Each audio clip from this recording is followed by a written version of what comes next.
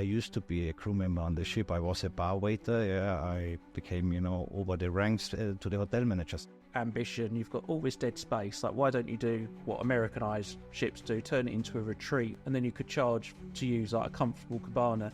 And he came out with, no, we don't want to upcharge unnecessarily. And were there any other contenders? At this time, there were many contenders on the market, to be fair. I might actually be looking at the next ships already. The Sail Away Uncensored Cruise Podcast.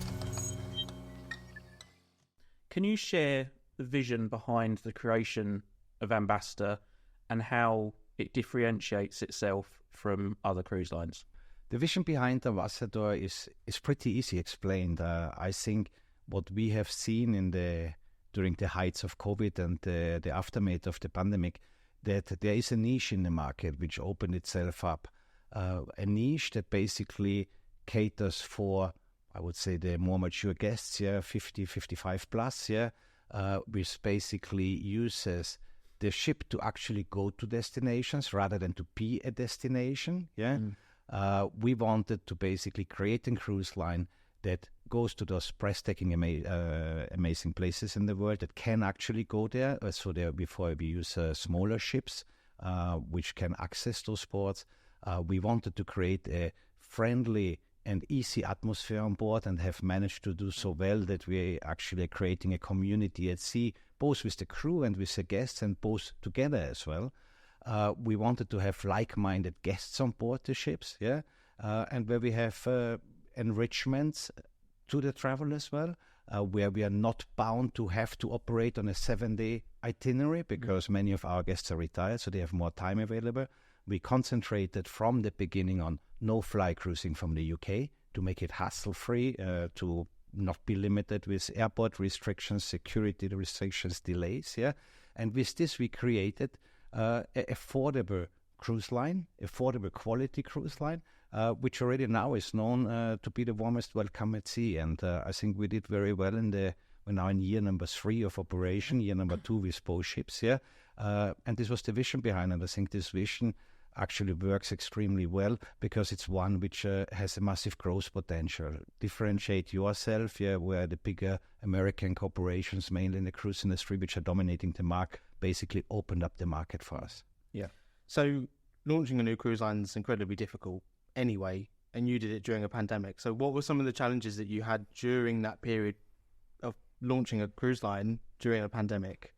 I think you need a certain kind of craziness when you look from the outside, doing so. But on the end of the day, I think we took a very calculated risk in it. The travel industry, and especially the cruise industry, was as a standstill, but there were opportunities there, including, acquiring ships and assets at lower than normal prices, of putting a team together that becomes available in the market, and those were just the initial challenges. Initial challenges is to get the support, without actually being able to say we are definitely gonna to start sailing on day X, And we in January 21, we bought Ambience.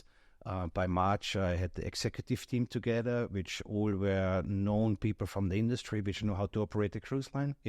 By June, we went on sail, which is 3 months after putting a team together, which is unheard of in the industry. Many companies, many other startups, it took them 2-3 years to go and start.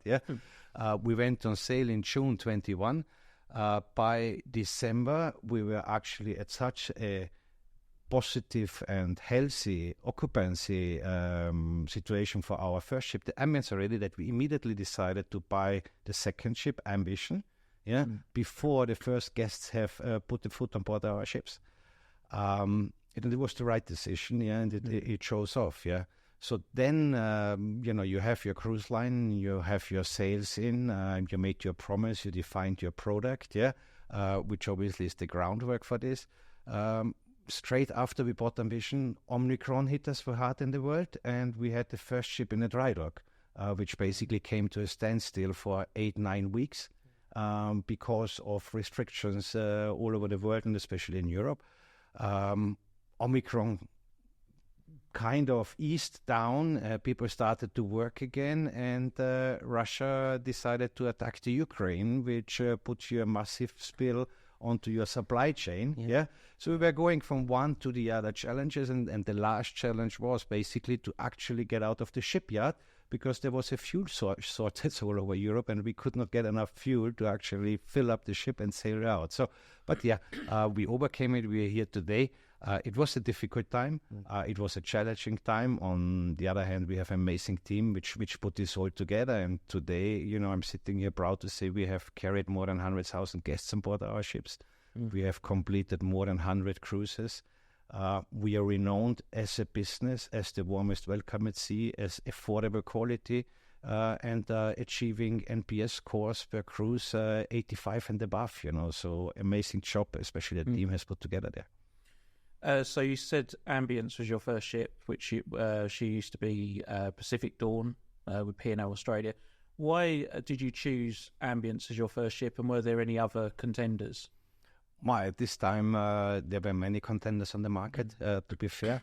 For us, once we defined what we actually want to do and which niche we want to fill, Ambience became a natural fit.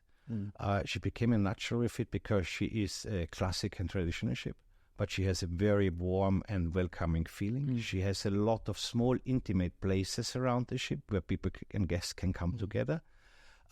She has one of the best space ratios in the industry, normally only known in the luxury situation. And also she provides sufficient place for crew, because for us it was very important from day one on to have a very high crew to guest ratio. And this is what Ambience basically should fit the bill very well. Ambition was not on the market then. She became later basically available, and she again fitted many of those points as well, and this is why she became the second one. So it's fair to say that Ambassador had some hurdles in the beginning, but you managed to overcome them, and you find yourselves in a different situation now, an enviable state compared to many other cruise line startups. It's not an easy thing. When you were faced with these challenges, did you ever feel like giving up? No.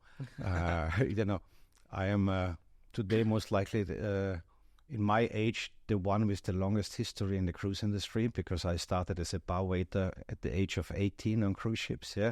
I have made my way on the ships, and then later on I had to overcome every challenge thrown at us. If it was 9/11, if it was the pandemic right now, if it's geopolitical issues. And I think what we have an amazing team together, which really is nimble, which is extremely solution-driven, because being such a small team, we have very short decision lines, I don't think there's a decision in the business which we cannot take within 24 hours, and as such, we are very agile, and can overcome those challenges. And those challenges there, if when you look back, you say, I would love to have my oracle, which tells me which prick is going to thrown your way the next morning. We all don't have it. So it's all about how you can react and how you can overcome it. And I think we have proven that we're on the right track there. And what we're delivering today is where guests want to see us. Fantastic. So Ambassador is known for offering no-fly cruises, as that's one of your key features. So how has the no-fly cruise market evolved since the launch of Ambassador? Is that going to be a permanent offering, or is that ever going to change? Well, I think no-fly, fits extremely well into this effortless, relaxed, no-hustle cruising. You guys are flying a lot, I presume. I'm doing a lot, and I'm doing less than I did 10 years ago, but it has become a serious hustle. I'm not choosing a flight by where I want to go or which airline miles I get, as I may have done 10, 20 years before. I choose a direct fly in the hope to arrive on the other side halfway on time, We have air traffic controls, we have security hustles, So what we see is that our demographics loves this, And I spend a lot of time on our ships. I speak with the guests because I really like to get this feedback and then, get it in with the team, see what can we improve, how we can continuously do things better. And many of the feedbacks are that, from home to the cabin, it was 1 hour. yeah, and they really love it. Where, any other cruise you would go, it takes you 6, 10, 12 hours until you arrive on holiday. Yeah. And in this case, many of our guests, especially also since Ambition is operating out of the regional ports in the UK, so basically we have a ship at your doorstep at home going, seeing the world, people really love it. This hassle-free, no luggage restriction. You go on a cruise, it's a traditional cruise, so we celebrate cruising the traditional way as well. So, our guests love to dress up on a gala night, the ladies with their, additional required clothing for those events, it becomes a hassle when you're flying, and with not having this restriction, it really hits the mark. Will this stay forever? I'm never excluding anything, but it's what we are concentrating on for this time being, and what we will continue. The world is a very uncertain place at the moment. So we've got a war in Europe, we've got a war in Israel, we've got a very uncertain election in the States. Ambassador was born during a crisis. Is it prepared for another one? Well, I think, Ambassador, but the entire cruise industry is extremely resilient. If you look at pure numbers, the cruise industry over the past 30 years has grown just under 8% year on year. The cruise industry was always one of the industries in the tourism and travel sector which recovered the quickest. If it was 9/11, if it was a financial crisis, if it was the pandemic. So, yes, I don't have this oracle which tell me what's going to hit us tomorrow. But the big advantage, obviously, but the entire cruise industry is that we have movable assets. If I consider 22, our first itineraries, which we sold and published for the start of Ambient, was Baltic and Black Sea. With the invasion into Ukraine, obviously there was no more Baltic and Black Sea cruising available to us, and we changed it. We were extremely quick of secure alternative itineraries and ports, and we performed this as such. So we are obviously watching the situation very carefully. We are not happy about the situation, but we are well prepared to overcome this and others still to come. You do find online some cruisers reluctant to try Ambassador, as some see you as a CMV Mark II. Is Ambassador the same as CMV? And if not, explain why Ambassador is a very different company. Well, I think I'm the biggest one to claim for this, because I used to be the CEO of CMV. And Ambassador clearly is not CMV Mark II. However, when we created Ambassador and when we positioned Ambassador and we defined what do we want to offer and whom do we want to offer, we of course took into consideration what we have learned there.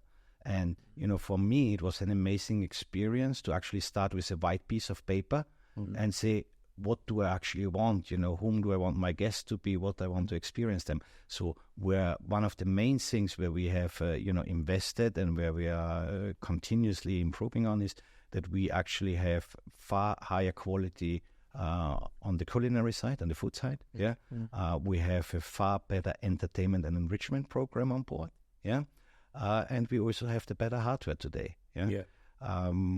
This, of course, comes then also, and you need the delivery for this, and this is why every business in the tourism industry and the cruise industry falls with its people. I always say 99% of what we are doing is our crew, ashore and on board, and with the vision and with the attention to the crew, we're delivering this warmest welcome and sea. And again, there I think it's a big advantage for me, because I used to be a crew member on the ship. I was a bar waiter. I became over the ranks to the hotel manager. So I could experience what the crew needs to be happy working in an environment. I of course experienced what the guests want to, and this experience really is basically flowing into the product delivery what we have, and this is why we are on the end of the day having a massive amount of repeat guests. I was just saying before, we have for the next year, we have over 40% of our bookings are with guests which have sailed with us before. We have guests which are now approaching in the 30 of operation, up to 15, 16 cruises with us already. So the product clearly works, and this really makes the difference to it. I have to say, one of my pet hates is a company that uses a slogan that has absolutely no meaning. But having been on Ambition, even Ambience, which was a very different experience, the service is, I would say, as friendly as it could be. I think it lives up to the I do think it has substance. Friend is welcome, I say, yeah. And it's at a premium and almost a luxury level. And when you see what passengers are paying to go on your ships, it's almost a bit unexpected.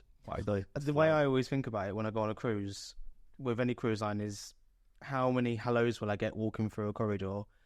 And on some cruise lines, you don't get any. They're quite miserable. But on Ambassador, you'll get a hello from your cabin steward to someone that's deck crew in a boiler suit to someone that's just come out the galley. Like, everyone will say hello to you on there, and it's nice to feel that. It's lovely to hear, and obviously it's one thing I'm extremely proud of, that we have created this, and it's also, it's like a good marriage, On the end of the day, I think for a good marriage or partnership, you need two very important things, and it's not for me giving you advice, for you getting recently married, but it's respect and communication, of course, and because of my history, I have the highest respect for any crew member, for any colleague in the office working for us. I have worked my way through the ranks, so I know and understand their challenges, and try to find solutions for this. And on the end of the day, this respect goes both ways. The second way is communication, that we have a very open communication with our crew, what we want to achieve, And one of the things we want to achieve is this community at sea, and having sailed on our ships, I think you will see that many guests are actually interacting with the crew, and that the crew is not shy of interacting with the guests, because we encourage it, rather than basically telling your crew, these are your 5 sentences you're allowed to speak, we tell them, we're encouraging to have a conversation with the guest, Of course, there are boundaries to anything, which is normal and which is normal and prudent for a business to have, but we encourage this personal contact, and you have then this like-minded community, which becomes a kind of friends. And I know many of our crew, and if you look on our social media, you will see crew and guests, are in the same groups communicating. I know many crew members were just spending their holiday when they're off the ship with one of the guests at their house. So there are really friendships which are being built, between guests and crew. And especially also between guests and guests, because they are like-minded, and many guests come on board as a couple or single, and they leave as a group, and this obviously basically hits the mark we want to achieve. Absolutely. So another big topic is the environment. So the cruise industry has faced a lot of criticism over environmental issues, over the years, including carbon emissions and water management. So what measures have Ambassador implemented to reduce environmental impact? Well, when we founded Ambassador, and one of the founding pillars of Ambassador was that basically our ESG credentials have to be very high, because we are here for the long term. And any business you create today need to be looking after the environment you're operating in. Having had the opportunity of acquiring our assets at a reduced price, obviously enabled us heavily to invest into them. To give you an idea, while we have traditional classical ships, those ships are clearly operating in the top 15% on environmental performance. We are absolute leader when it comes to emissions. We have not only upgraded all of our engines to Tier 3 compliance, which is the highest regulation in the shipping industry. We also have installed selective catalytic reaction systems, as you would find it in a Euro 7 diesel car, on the streets in London. We have on the water treatment side, basically, we have the highest standard, which is called the Baltic standard, water treatment plants on board. The technician who does the service every 6 months, on the end of his service, he actually drinks the water which comes out from the water treatment plant. So confident there in the quality of it. The same with ballast water treatment, and then that you're looking after your waste management system with separation, with recycling, with no single-use plastic. That's, standard by itself. We also even go a step further. We even do not take any food waste off the ship, but we have biodigesters on board, which mean that all food waste basically is going through a digesting process, which creates gray wastewater, and heat. And even this heat we are using again for air conditioning and other reusable sources. So it's for us. Then when we started out, it was the top priority. And today it's a top priority when we are putting our programs together. Itinerary planning is done in order to have most economic speeds. And we are working with the various authorities together to further improve on an annual basis our performance in this area. And while we have gone a far leap because of when we started and of our priorities, in all fairness, I have to say the entire cruise industry is doing massive works in these areas. And the cruise industry, today we have roughly 350 cruise ships in the world, which is 1% of the commercial shipping fleet in the world. But the cruise industry is the most advanced on any technologies, and any environmental protection systems they are using, and are continuing and have basically all signed up, to do so for the coming years, including the carbon-free by 2050 instrument, which we all have agreed to. Given the economic uncertainty in the UK and Europe, how does Ambassador plan to keep cruise fares low without cutting quality? Well, we have achieved with the investments into technology, we have achieved unit economics here, which are outstanding in the industry and which are better performing than the others. Economics basically run together of how we are planning and sourcing all our deliveries of the ship, where we are working with a lot of local sources to work together.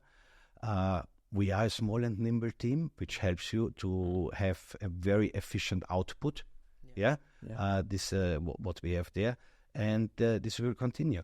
On the other hand, what we see that with the affordable quality what we are offering, we are also able to maximize our occupancy on the ships, because it's not only the guests that always would go on a affordable cruise, but we see a lot of guests which are actually downgrading the experience. They say, I cannot afford luxury because of the cost of living for whatever other reason, but holiday and cruising for me is not the option, it's a necessity, and I basically go with something where this affordable quality is offered, and there we see a lot of influx of guests there, and this is also why we're operating on very high occupancy rates.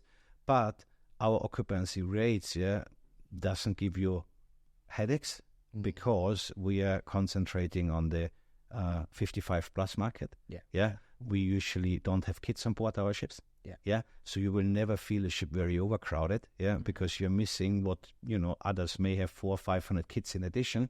You're missing them. So you still have all your space comfort, you have a space ratio there, and you're operating on those occupancy rates.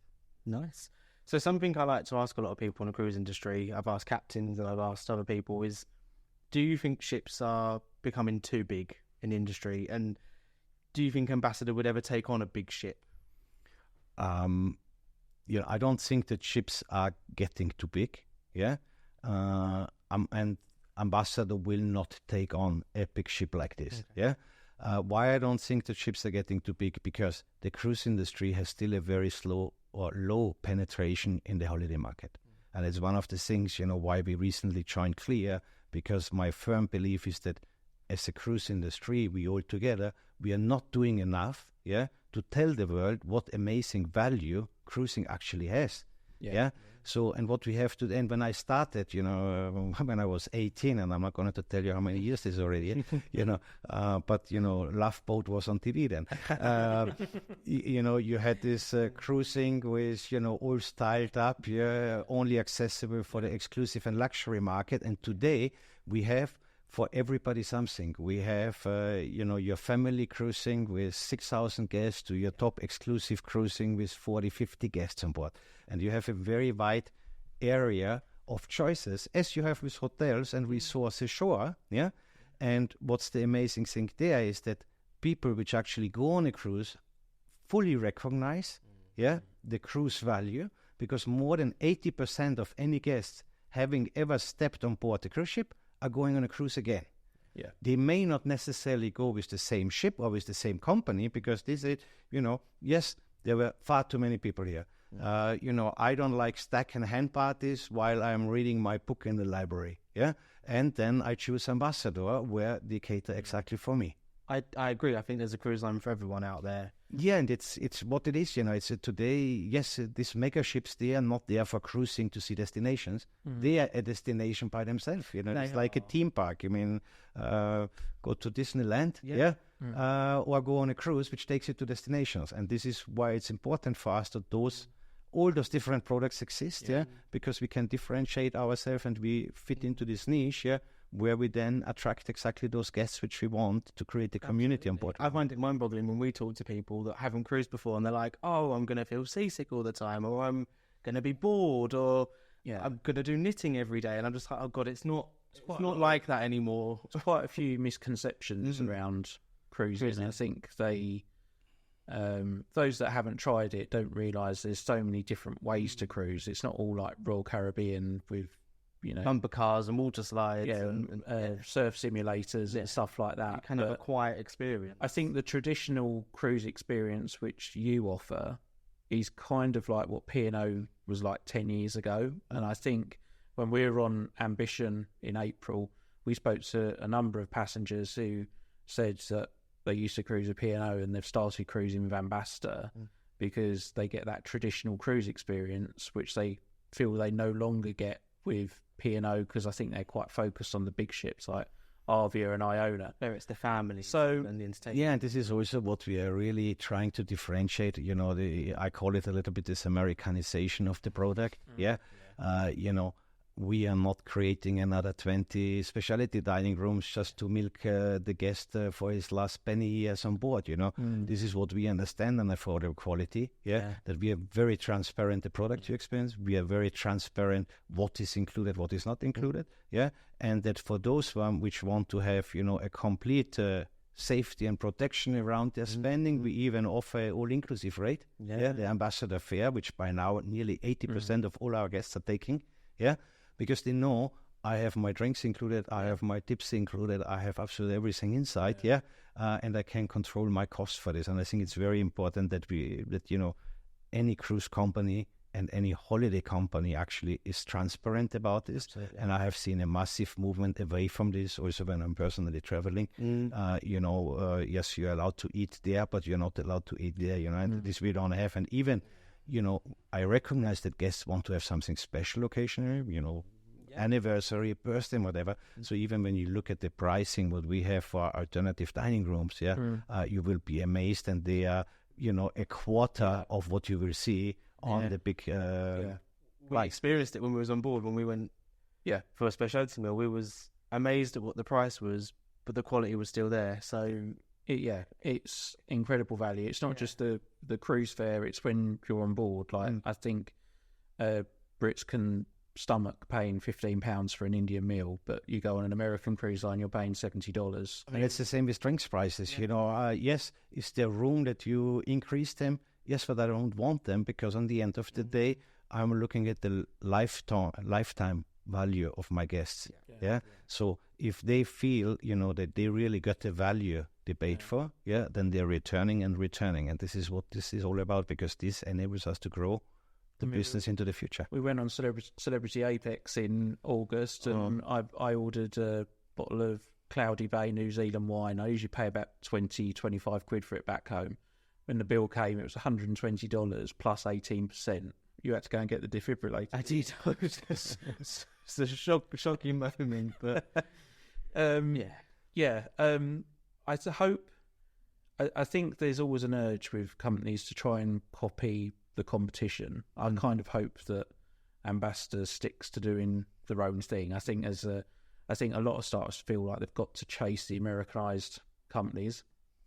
As you saying about the value, and you don't want you indicated about the upcharging, you don't want to upcharge, to show that is actually the case. So when we went on Ambition, we had a feedback meeting with our friend Gordon, who we deal with PR marketing at Ambassador, and we had some recommendations. We said, at the top of ambition, you've got all this dead space. Like, why don't you do what Americanized ships do, turn it into a retreat, or, and then you could charge to use like a comfortable cabana. And he came out with, no, we don't want to be like the American companies. We don't want to upcharge unnecessarily, and we don't want to create a Cunard sort of product where you segregate it from another area. And it's not only the upcharging. I have to be careful when I'm speaking because my shareholders may hear it, and they get an idea from you. No, I'm joking about this. Yeah, basically, I don't want this segregation. Yeah. I really want this community at sea. This is what makes us so special and so different. Yeah, that people come together and yes, you pay a different price if you have a suite with a balcony versus an inside cabin. But that's very much the only segregation which is there, which is a choice from you because of your budget or because of the space you need or want. But otherwise it's accessible to everybody, and I think this is extremely important. For having this positive atmosphere and positive vibe on board the ship, and this is clearly what we concentrate on. And it's not to copy from others. It's you have to create your niche, and you basically have to define your product. And if you deliver NPS scores of 85 and above, it means that you got not only your product right, but also the expectations of the guests. Because we are very clear, and your friend Gordon is having a hard time very often with me because a marketeer will promise you the dinner on the funnel for two. But it's not what it is. I say we have to be extremely precise. What you can expect. And when you then come, we actually exceed it. And you will go home as a happy guest and come back with us again. But that ability, but just before you continue, I just think that ability for a company to actually listen to feedback as well, it's quite refreshing. And like I was, when Gordon came back and said, no, we don't want to be like everyone else, like we're doing our own thing, I thought, kudos to you, you're doing your own thing. They listen to the bar snacks, but no, I think you do deserve respect for not. Most companies think, oh yeah, that's a way we can upcharge. It's dead space. It's business sense. But one of the biggest compliments that we heard people talk about on board was that they like the fact that you're not constantly pestered for upgrades and upcharges on board like you get with so many of the bigger. Yeah, you go on a certain cruise line and it'll be, have an extra drinks package or have the premium drinks package, or if there's a games thing on board for kids, here's an extra thing for that. There's an upcharge on that. Yeah, we try this, and it's the ethos in the business. I mean, if you talk about feedback, we have those guest survey questionnaires on the end of the cruise, and they are taken extremely serious. You have your tick boxes with questions, which are a good indicator of how things are. But what I really like are those written comments on it, and they are all compiled after every cruise, within 24 hours after the cruise is finished, in order that we can immediately take corrective actions if we see a trend in there. And it's also obligatory for the entire executive team to actually read them, and it's my Tuesday executive morning session, is a quiz always, where I am checking that they actually read them, because everybody needs to come up with one topic, which stuck out for them. And this is how we try then, to basically get this, constant improvements in there, the feedback to the team, have we thought about this, have we seen this, and this is how we developed, and how, of course, the face of the business and the product, also changed and evolved, over the last 2 and 3 years now. Looking to the future, is there any plans to add a third ship? And if there is, can you let us in on it when that might be? Well, I will let you in first when we are ready to announce it. Okay, I thought I'd chime in up. Fair enough. And to be fair, I'm telling this everybody the same. No, we have very clearly growth ambitions. We see our occupancy levels for the recent year, our forward booking position for the next year is extremely strong, which means it's a natural situation that we will grow the business. We always set out with a philosophy to say 3 to 5 ships in the 3 to 5 initial years, and nothing of this has changed, and we see that there's room there for this, there's room for growth. We have, Ambience homeported in Tilbury. We have Ambition, which is sailing out of 7 additional ports around the region. If she's doing 7 ports around the region, it means she cannot be in 2 ports at the same time. So you're missing out something, and we see especially there a great growth potential. Yeah, and obviously we'll pick this up. And in all fairness, I am already very strategic focused. Yeah, and the day-to-day operation is getting less and less, and I might actually be looking at the next ships already. Yeah, or the next ship already which fit us. So it's in time. We'll then announce it. Let us know. Time to know. It recently came about that Ambassador were flirting with the idea of launching into the US. Could you tell us more about that expansion and the direction it will inevitably have on the company? Well, we are a traditional British product. Yeah. To look at alternative source markets is always or has been always on our agenda. We opened over a year ago in presence in Australia. Yeah. We have started with a partnership in the US, whereby the main focus there is actually for US guests to join the UK ship and to sail with the UK ship. So we are very much attracting expats. We are attracting Americans which may have some family roots into the UK. We see them, around England, British Island cruises, very attractive for them. But it's all about for them to come and experience our traditional British product we are offering here rather than any other way around. So we are not going to base a ship in the US in the foreseeable future. I noticed when you put that out, though, there was some discontent amongst some loyal Ambassador cruisers online because there's a concern that the onboard experience is going to change and become more Americanized. But from what you're saying, it's exactly the opposite. It's exactly the opposite. It's basically come and experience this. It's like if you're from anywhere in the world and you come as a foreigner traveling to Italy, you may want to eat something traditional Italian food, rather than your traditional English breakfast over there. Or at least is what I would hope for travelers. No? And it's exactly the same what we are here, and we are very clear positioned in the US as well. This is for you to come and experience the traditional product we have here, which is for the British market. Nice. If there was anything you could change about the cruise industry, what would you change if you could take one thing? Well, I think the first thing is really that we all have to pull together to get the message out. What amazing value cruising is. To give you an idea, the UK has just over 2% penetration of the entire holiday market. The US is sitting at 3.6%. This is, there's massive growth in the UK, but it's all about that we as a industry really have to use every effort to make people aware how much different it is, and you guys are on many cruises, I say you realize, wherever you may have your stopover in a hotel, what price you pay, what you get, and when you then step on the ship, what price you pay and what you get. And this goes for any standard, if it's a value offering, if it's a top luxury product, you will never get the same value on land, and this is where we all have to work together.